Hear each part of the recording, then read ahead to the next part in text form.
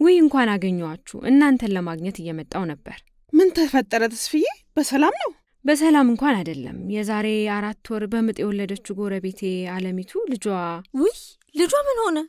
አንድ ልጇን ከወለደች በኋላ ይኸው በቅጡ እንኳን ራሷን የማትጠብቅ የዘመድ ትንሽ ልጅ እያስጠበቀች ገበያ ነው የምትውለው። እና ሕፃኑ ደህና አይደለም? የእናቱን ጡት በበቂ ሁኔታ ያላገኘ ሕፃን እንዴት ብሎ ጤነኛ ይሆናል? እሱስ እውነትሽን ነው። ሕፃኑ ላይ ያየሽው ለውጥ አለ? አዎን፣ ከተወለደ ጀምሮ ምንም የአካል ለውጥ የለውም። ልጁ እንዳየው ጠላታችሁ ይደንቅት፣ ደርቄ ቀረውላችሁ። በጣም ከስቷል ማለት እኮ ነው። ይቅር ይበለኝና ያው ገርጥቷል። እና እናትየውን እንዴት ነው የምናገኛት? ጎረቤቴ ስለሆነች እኔው ማታ ከገበያ ስመለስ ጠብቄ ያገኛታለሁ። ነገ በጠዋት ጤና ኬላ ይዣት እመጣለሁ። እናመሰግናለን ተስፍዬ። ምን ምስጋና ያስፈልገዋል? የማገለግለው እኮ ጎረቤቶቼን ነው። ልሂድ፣ ሌላ የምሰራው ስላለ አላቁማችሁ። መልካም ቀን ይሁንላችሁ። እንዴት አደራችሁ? እንዴት አደራችሁ? ግቡ ግቡ፣ ኑ ግቡ። እሰይ ተስፋነሽ፣ እንኳን ይዘሻት መጣሽ። አመሰግናለሁ። ምን ምስጋና ያስፈልገዋል? እኔስ የልጆች እናት አይደለሁ? በሉ እናንተ ተነጋገሩ። እሺ አለም፣ አረፍ በይ። እሺ እቀመጣለሁ። እንዴት ነሽ? ጤናሽን? ደህና ነኝ። ከወለድኩ በኋላ ለክትባት አንድ የመጣው ከዚያ በኋላ አልተመቸኝም። አልተገናኘንም። እኛም አለም፣ ዛሬ የተገናኘ ነው ስለ ልጅሽ የእድገት ሁኔታና ስለ ጡት ማጥባት እንድንወያይ ነው። ልጅሽን ክብደቱን እንድንለካውና ለምርመራ ይረዳን ዘንድ አንዳንድ አጠር ያሉ ጥያቄዎች አሉን። እነሱን ልትመልሽልን ፈቃደኛ ነሽ? አረ ችግር የለውም፣ ፈቃደኛ ነኝ። እሺ አለሚቱ፣ ልጅሽን ለእኔ ስጪኝ፣ ክብደቱን ልለካው። እሺ ይኸው እንኪ። ለ4 ወር ሕፃን ከሚጠበቀው ክብደት አንጻር በጣም አነስተኛ ነው። ልጅሽ በምን ምክንያት ክብደቱ የቀነሰ ይመስልሻል? እኔ እንጃ፣ ያው አብሬው ስለማሉል የወላጅ አባቱ ናፍቆትም ሊሆን ይችላል። ባለቤትሽ ምንድን ነው የሚሰራው? ባለቤቴ የአይሱዙ ረዳት ነው። በስንት ጊዜ አንዴ ነው ቤት የሚመጣው። ቋሚ ገቢ ስለሌለን ቤቱን ለማስተዳደርና ልጄን ለመመገብ የግድ ገበያ ወጥቼ መነገድ ነበረብኝ። አለም፣ ገበያ መወተሽ ለመነገድ ልጅሽን ቤት ውስጥ መተው አስፈላጊ ነበር? አዎ፣ ልጄን ገበያ ይዤው ከሚሄድና የሰው ዓይንም ከሚያሳምመው ቤት አንድ ታናሽ እህት አለችኝ፣ ለእሷ በተወው ይሻላል ብዬ ነው።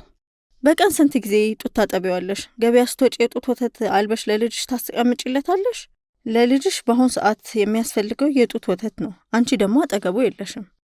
እኔማ ቤት ታለመኖሬን በማሰብ እንዳይጎዳ ብዬ የላም ወተት እኮ አስጀምረዋለሁ። ወተቱን ስታስጀምሪው ምንም ህመም አላጋጠመውም? ትንሽ ያስመልሶታል። 2-3 ማስቀምጦት ነበረ። ሲያመው ደግሞ ጡቴን እንኳን እምቢ አለ።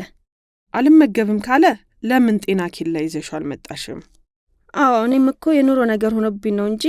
አለምዬ፣ ልጅሽን ለማኖር ብለሽ አይደል የምትለፊው? እሱማ እውነት ነው። ታዲያ እውነት ከሆነ ልጅሽን ወደ ጤና ተቋም ቢያንስ በወር 1 ጊዜ ማምጣት አለብሽ። ልጅሽን ወደ ጤና ተቋም ባለማምጣትሽ የልጅሽ ሰውነት በምግብ እጥረት ምክንያት በጣም መጎዳቱን አላስተዋልሽም? አሁን ያለበትን በፍጥነት ለማዳን ወደ ጤና ጣቢያ ሪፈር እንልክሻለን። ምንም አታስቢ፣ ጤና ጣቢያ በፍጥነት ተቀብሎ ያክሙልሻል። በፍጥነት ተሽሎት እንደምናገኘው ባለሙሉ ተስፋ ነን። አብራሽ እንድትሄድ ተስፋነሽን እናናግራታለን። የልጁን የጤና ሁኔታ በተመለከተ ከጤና ጣቢያው ኃላፊ ጋር በስልክ እናወራለን። እሺ፣ አመሰግናለሁ። ሀዋዬ፣ የምግብ እጥረት ያለባቸው ሕፃናት ከጊዜ ወደ ጊዜ ቁጥራቸው እየጨመረ ስለሆነ ነገ የወርሃዊ ስርዓተ ምግብ ግብረ ኃይሉን ሰብስበን መነጋገር ይኖርብናል። እውነት ነው አለምዬ።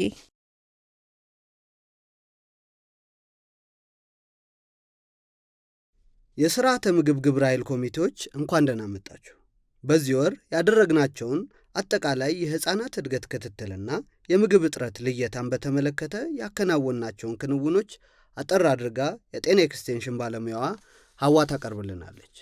የሥራ አስኪያጁ ደግሞ ቃለ ጉባኤ ይይዝልናል። አመሰግናለሁ።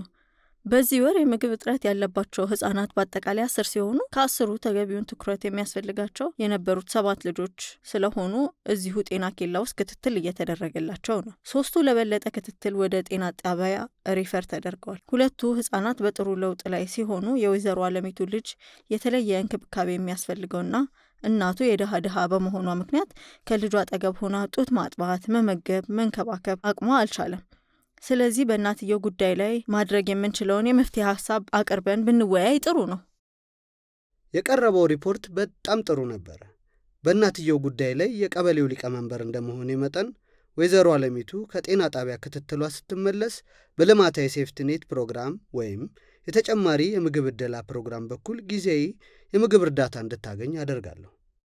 ወይዘሮ አለሚቱ ችግሯን ለመፍታት የግብርና ልማት ጣቢያ ኃላፊ እንደመሆኔ መጠን እቤቷ ውስጥ ሆና ከልጇም ሳትለይ እንድትንከባከብ የፍየልና የዶሮ እርባታ እንድትጀምር አመቻቻለሁ።